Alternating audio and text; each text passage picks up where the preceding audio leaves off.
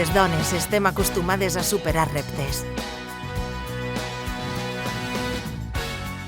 Ens hem rebel·lat enfront de comportaments masclistes que atempten contra la nostra dignitat i la nostra llibertat. Hem hagut de fer un esforç extra perquè se'ns valore la nostra competència en el treball.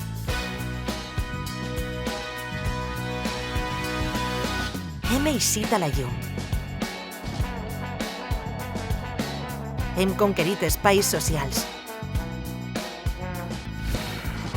culturals,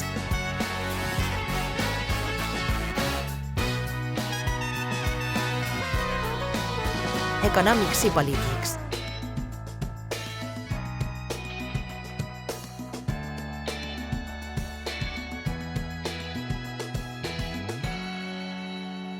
Hem aconseguit la igualtat legal, sí, però continuem lluitant per la igualtat real. Les dones conjuguem els verbs cuidar, educar, criar o curar en primera persona. I la crisi sanitària ha reafirmat el que ja sabíem, la dependència que la societat té de les dones, tant pel nostre pes en les professions de primera línia com en casa.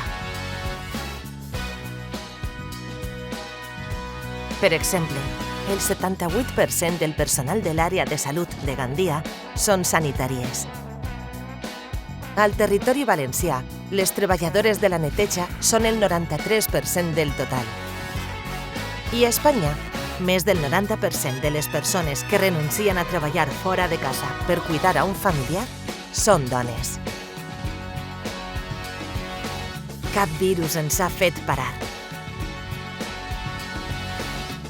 Nosaltres no parem. Continuem avançant. Juntes, per la igualtat.